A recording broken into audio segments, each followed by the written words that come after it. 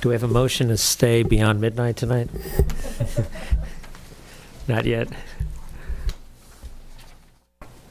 Okay, for budget guidance, there's one thing that on the resolution, before we get started, I think there's a sentence that's worth noting. At line 29, I'm sorry, line 21, one of the whereases just notes that the budget process is designed to provide many opportunities for citizen input, and that will ultimately inform the council's final decisions in the spring.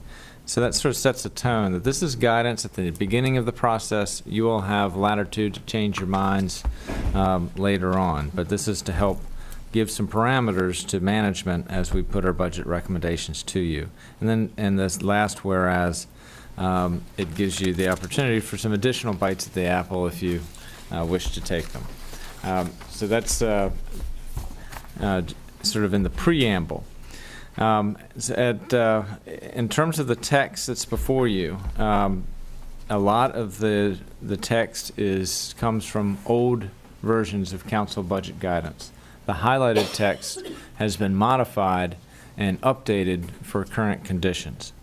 And so at line 50, right up front, we want to reference the city vision and comprehensive plan. It's anticipated that by the time you get this budget, you'll have adopted a new vision.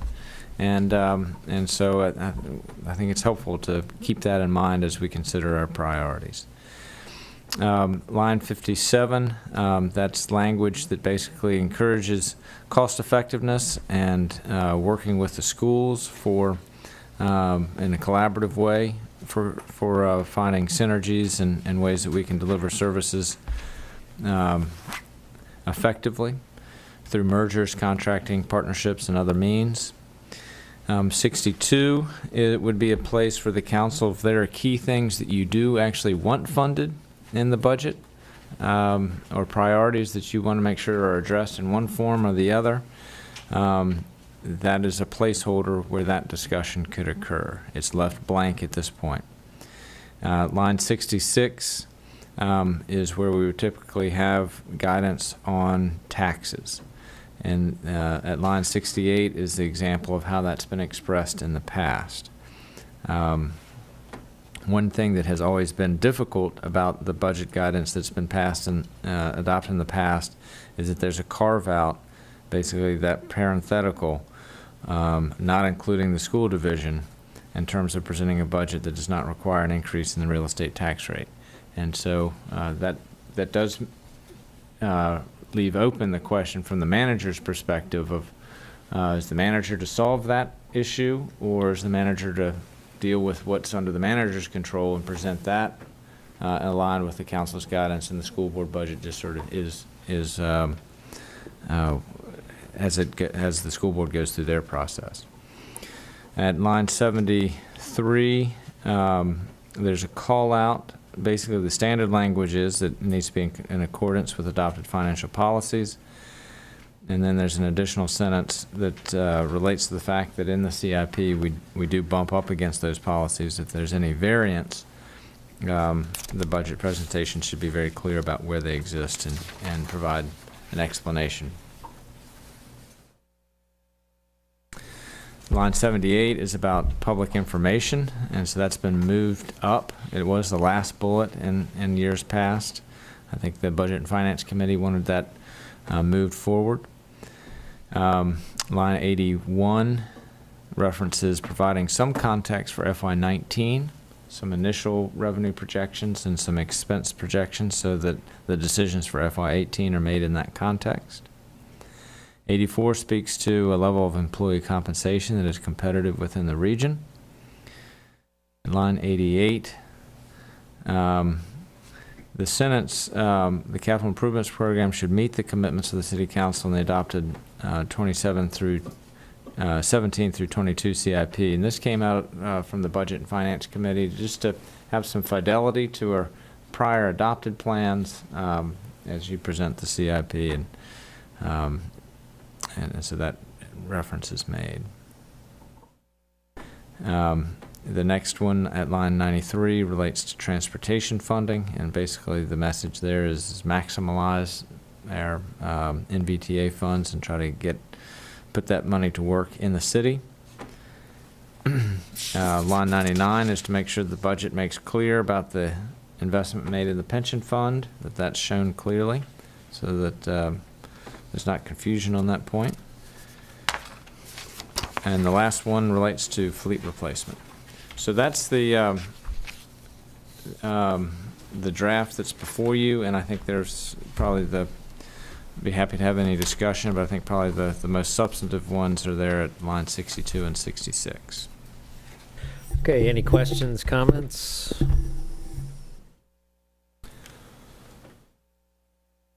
Okay. Excellent. Yes? So I do think tonight we should hear a little bit from people about what they think the top priorities should be so that we have a draft. I mean, it could be 1 or 2 or 3, but if we do want to call anything out, we need to know what people are thinking.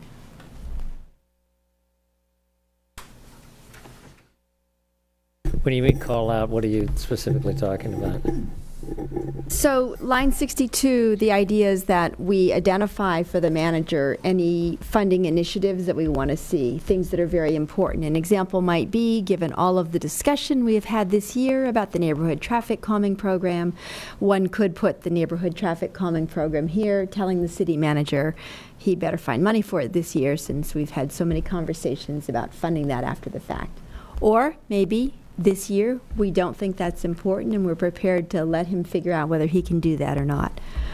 Another priority could be make possible financing the campus project in future,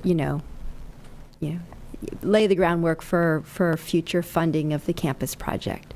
So those are examples of the types of priorities that we might want to call out. There are certain things that we know are coming that we don't, like the new voting machines. Are they in this year's budget or next?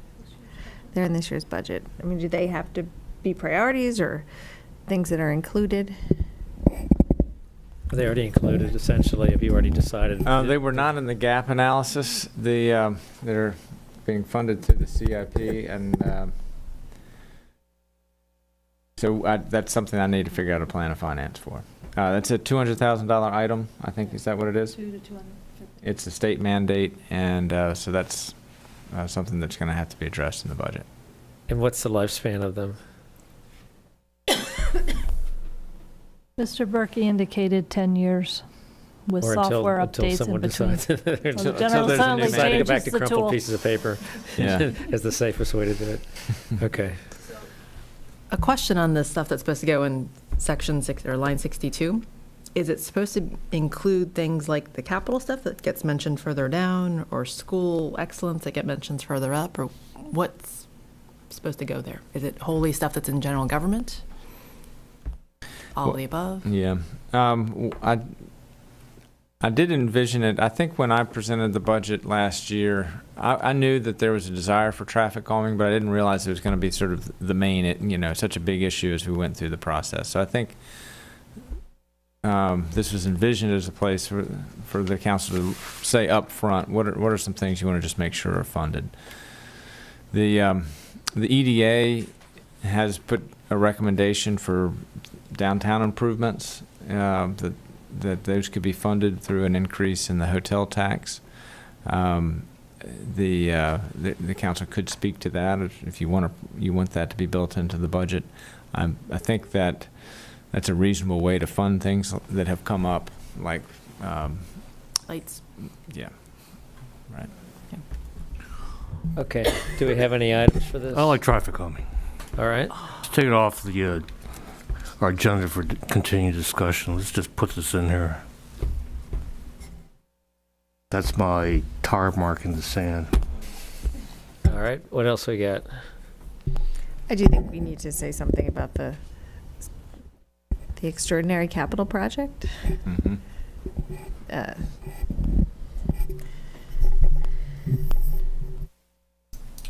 All right, what else we got? So I have my three, I guess, in no particular order, or I guess don't hold me to it. So I'd like to see long-term capital infrastructure needs. That's your first priority. Don't I'm hold kidding, me to it. I'm kidding. While we've got our school board member here, school excellence, especially around small class sizes. I know we're trying to commit to a lot, but that one I'd like to see us get back to. And third is downtown vibrancy / walkability, including traffic calming. Okay. What else we got?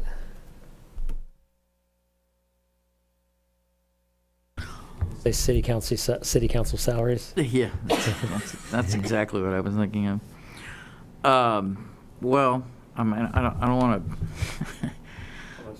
I don't want to shift attention away from this paragraph, but you know, in order to even embark on this paragraph, thinking about it, I have to start with the paragraph at 68. And I mean, one thing that we had talked about at some point in the budget and finance process was whether procedurally we might here in the city replicate the version of a budget presentation that the county does, where the county manager actually does present a budget in which expenditures don't require an increase in the real estate tax rate, and you know, put it on the manager to present a budget. Of course, charter obligates us to present a budget that incorporates whatever the schools ask, but the council, as I understand, is entitled to ask for, you know, whatever it wants. And if it wants the manager to present a budget without a tax increase, that is something we could include in our guidance. I mean, I don't disagree with any of the priorities that everybody here has listed. I'd probably add Christmas lights and holiday lights and voting machines and a few other things, but I don't want to advance those without making the point I just made about what I would hope that the council could see from manager this budget go around that we've not been able to see in the past.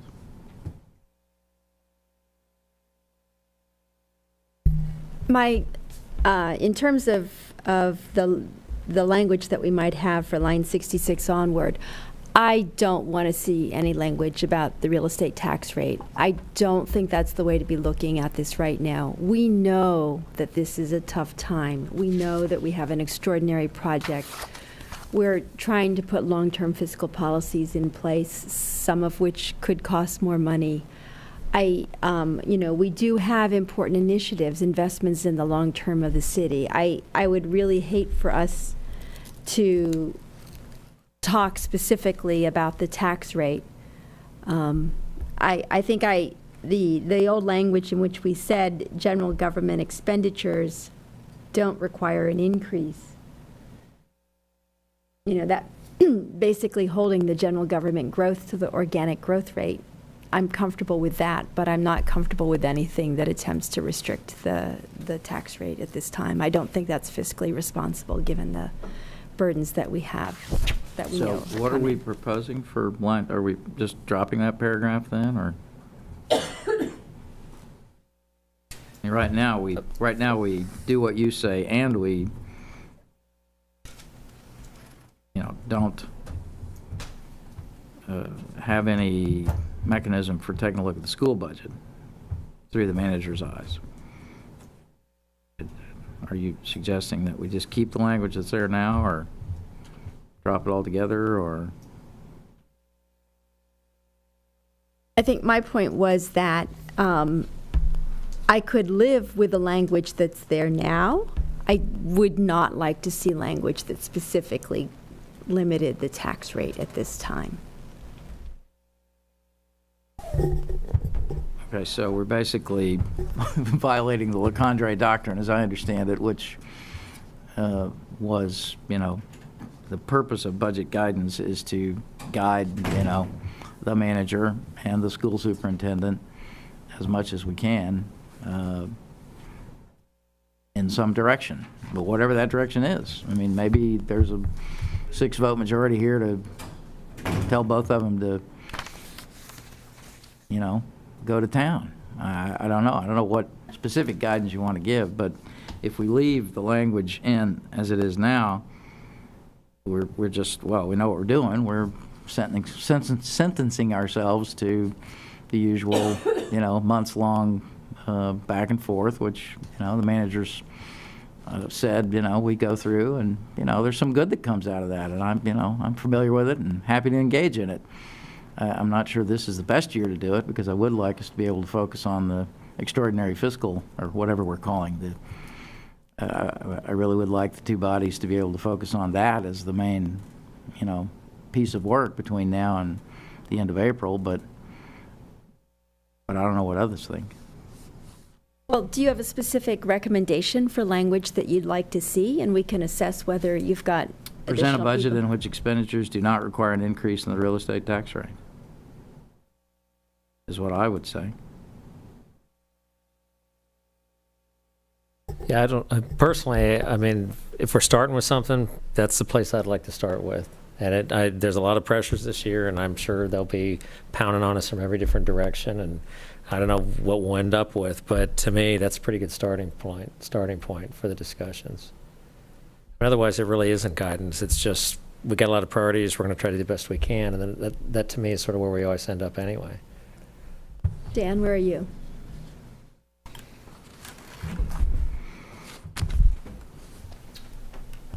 Well, I think it's generally understood that we want to keep the taxes as low as possible, but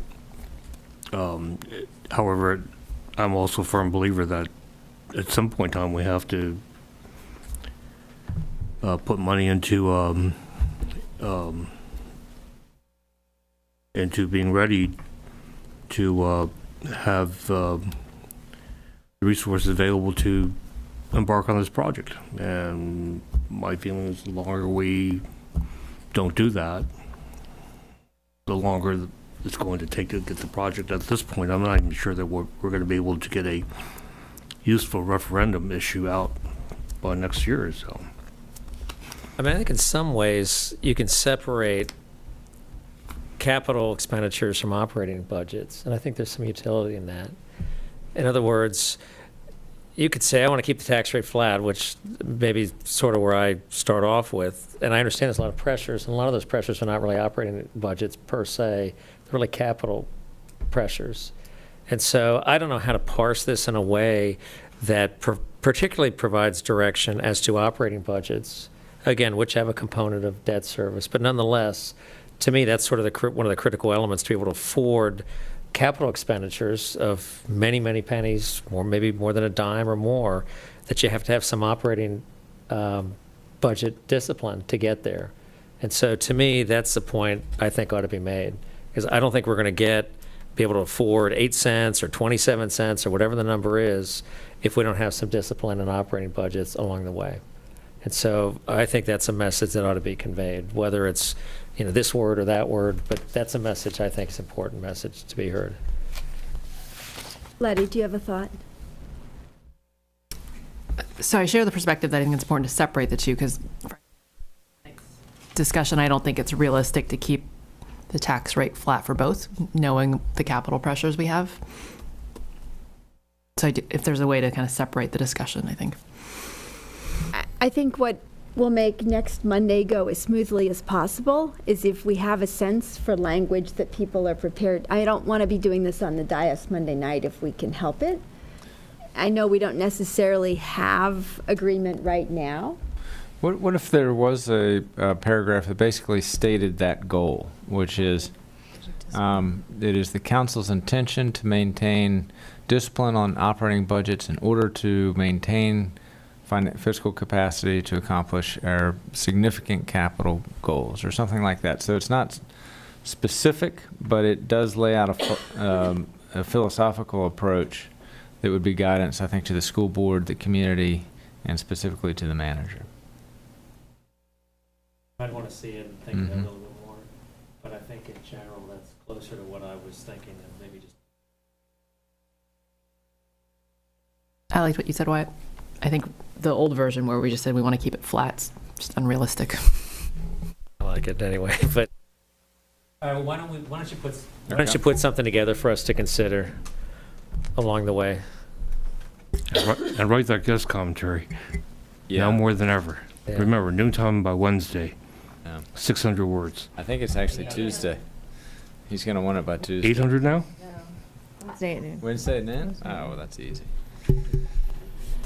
Cindy, I need you to do this today. I need to invite tomorrow morning. Thanks, Mayor. Give them the ideas. Yeah. All right, what else we got on this? We have any other So where are comments? we on our top priorities?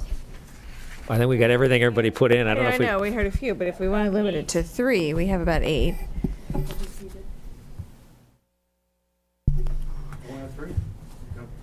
Traffic calming, walkability, and something about physical discipline. Traffic calming. Downtown vibrancy, walkability. That was in order of Letty's priorities, I think. Right. Capital projects. And school excellence. School Yeah. excellence, long-term capital. Some of those larger things, do you think they're not addressed in the preamble? That's what I was confused about, whether, Supports the city's excellent schools and 'cause- excellent government yeah, services. some of it's up top and the capital stuff's further down, so I didn't know Yeah. what's the set that goes under that line 66, I was thinking it's more sort of specific. specific Not- to general government priorities. Yeah, like if there's traffic calming, sort of the walkability, traffic calming, and downtown beautification. Those are 3 things that, okay, I know what those mean, and got to work with staff to make sure we're resourcing those. That's what's intended. That's what I was envisioning for this bullet, not sort of the broader things like school excellence or long-term capital obligations. That's what you're thinking, then I would broaden them to maybe more like transportation, Okay. because that would We do have include a some of the bullet on bikes. transportation at line 93. Why don't we just tell Wyatt? I mean, that was from this Do it time. all. Put it in here. Wyatt, this is what we want. Make a note of it. Maybe that paragraph 62 isn't actually necessary, since everything seems to be everywhere else. Right. So we could add And in, mention the vision and comprehensive plan in the very first. yeah. Okay. Yeah, and at line 95, the focus is on walking, cycling, those types of things. Okay. Does focus mostly on MBTA. That does focus mostly on MBTA where neighborhood traffic calming may not fit, so we may just need to broaden. How about we get rid of that paragraph, but we try to sprinkle these concepts elsewhere in the budget guidance? Okay. How about a Alright. sign on the truss bridge that goes over Washington that says, "You're now leaving Arlington, Falls Church is 100 yards ahead." Yeah. Yeah, 100 Can't years get that done? Yeah. If you could, on that topic, update us on what's going on, like if you have any designs. If we say welcome to Falls Church at the sign, all the Crescent kids are going to start showing up for school. Well, that's a great, People rent those apartments. that's a great Could I ask- segue for the VDOT public hearing on Thursday at Mary Ellen Henderson, and Paul's drafted comments, so I'll be getting that out to those that were hopefully attending, including the overpass and the west entrance to East Falls Church. All right, what else do we have? Could I ask just one specific, on this page 16 graph here, chart, which gives recent history of operating expenditure growth for the general government schools. So can you match this up against enrollment going back 3, 5, and 7 years? Just so I am aware of if the school transfer has increased 7.7% a year over the last 5 years, has that Yes, we can tracked provide that against for you. enrollment? We can provide that for Okay, you. thank you. All right, what else do we have? That's it. Okay, can we move on to, wait, does anybody have anything, comments, scheduled? Anything at all to mention? All right, go ahead, Dan. Move to adjourn. All right, let's do it. You guys want? We're out of here.